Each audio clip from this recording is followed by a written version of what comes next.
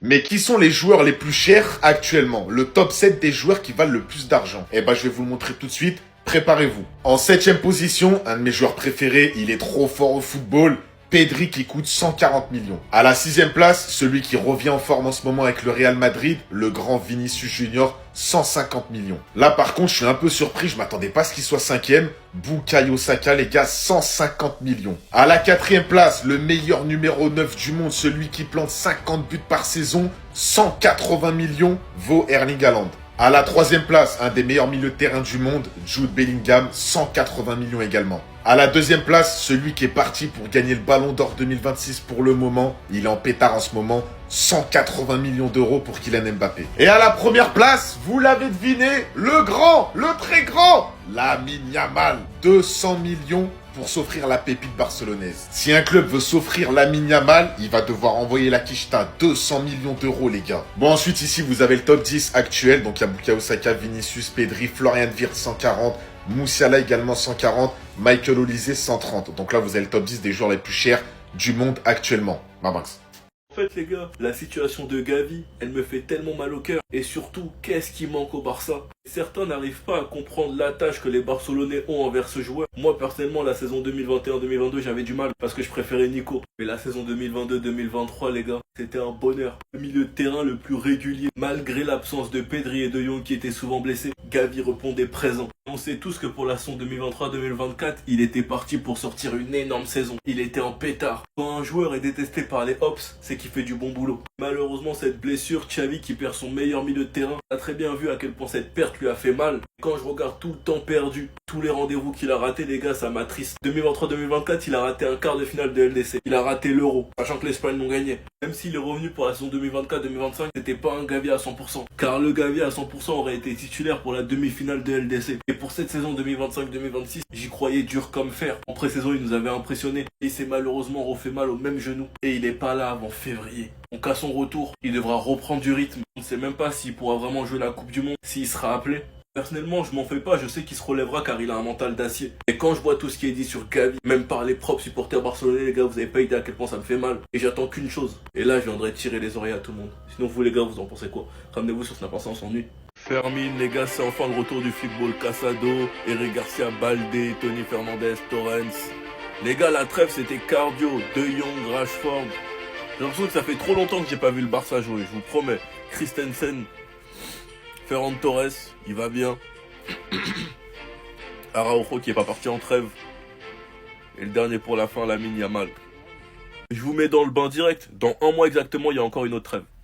Non, désolé, je vous mets dans le bain direct. Dans un mois, il y a encore une autre trêve. C'est quoi ces trêves? C'est le diable ou quoi? On en aura chaque mois? En plus, j'ai l'impression qu'elles sont trop longues et interminables. Enfin bref, pour commencer, il y a une aide d'honneur pour Frankie de Jong. Suite à son nouveau contrat, il a prolongé jusqu'en 2029. J'espère que maintenant, il sera pleinement concentré et qu'il va nous montrer la meilleure version de lui-même. De toute façon, lui-même, il arrive avec des ambitions. Son rêve de gagner la Ligue des Champions avec le Barça. Ferran Torres a fait une partie de l'entraînement avec le groupe et Pedri a suivi un entraînement de récupération, mais il est en forme pour Gérone. Malheureusement, Rafinha n'a toujours pas repris l'entraînement avec le groupe. Contrairement à Fermine et Lamine Yamal. Voici du coup notre calendrier. Gérone, Olympiakos, Classico, Elche, Bruges et ensuite Celta Vigo. Nous avons une chance de regagner la première place en Liga et pour ça c'est simple, il faut battre le Real au Classico. Et au moins les gars, on espère une chose, c'est que Rafinha soit de retour la semaine prochaine. Franchement les gars, l'ancien il a déconné, il a vraiment forcé. Et c'est dommage parce qu'il va rater un de ses derniers Classicos. Sinon vous les gars, vous en pensez quoi? Ramenez-vous sur cet important, on s'ennuie. Ferran et Chesney qui jouent à demi les joueurs, mais Barça de joueurs actuels. Il a réussi à réfléchir pour ça. Il y a qu'un joueur qui a joué. Genre, quand ça disait que Ferran, plus il est con, plus on l'aime, mais les gars, il est vraiment con. C'est en x2, donc c'est plus rapide. Mais regardez, il arrive à réfléchir sur quoi. Et quand c'est lui, là, il est fier. Comment? T'abuses? Il y en a qu'un qui a joué Chelsea dans ton club. Regardez. MDR. Bon, ça c'était un peu dur, moi j'aurais pas trouvé perso. C'est flic. Il y a un tweet qui disait plus un joueur est con, plus on l'aime bien. Et j'ai même vu un TikTok de Matisse sur ça. Il a posté son penalty, mais son penalty raté. C'est-à-dire la photo qu'il a cherché à mettre, c'est un penalty qu'il a lui-même raté. Les gars, Ferran Torres, il est trop con. Tu vois Dortmund, Bayern et des clubs bizarres, mais c'est le Polonais. Tu vois Arsenal, tu vois Roma, tu vois Juve. Il n'y en a pas 36 000 dans ton club qui ont joué à la Juve, je pense. Il a pas trouvé que c'était Chesney et il lui dit, ah, t'as commencé Arsenal, toi? Lorsqu'il voit que c'est lui, Valence City, il regarde Chesney en mode, allez, devine.